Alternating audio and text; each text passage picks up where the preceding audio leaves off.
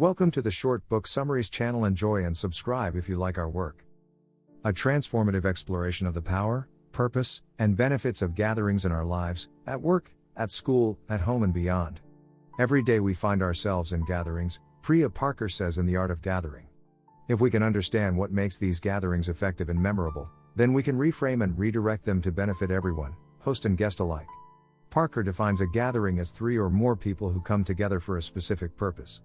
When we understand why we gather, she says, to acknowledge, to learn, to challenge, to change, we learn how to organize gatherings that are relevant and memorable, from an effective business meeting to a thought-provoking conference, from a joyful wedding to a unifying family dinner.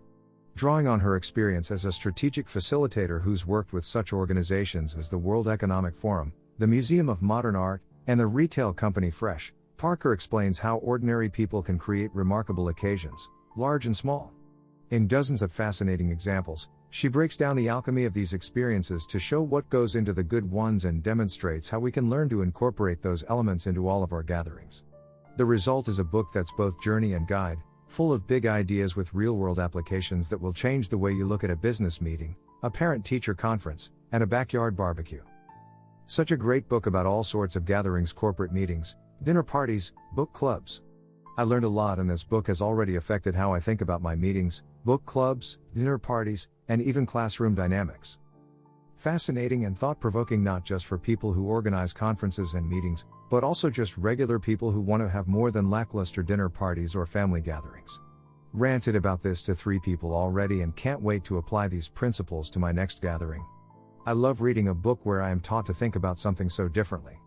And even though it may not seem important how we meet, I realize that it does matter. When I reflected on events or simple gatherings with family and friends, I can see why I walked away from some feeling transformed, even enlightened, and others wishing I had done something else with my time. One of the best parts of the book was her explanation of form and tradition, something that had always not felt right to me when I was at gatherings that followed tradition. In this book, the author makes the implicit explicit in a way that allowed me to think in a different way about my gatherings. I am glad I read it, and it's one that I will think about further as I gather.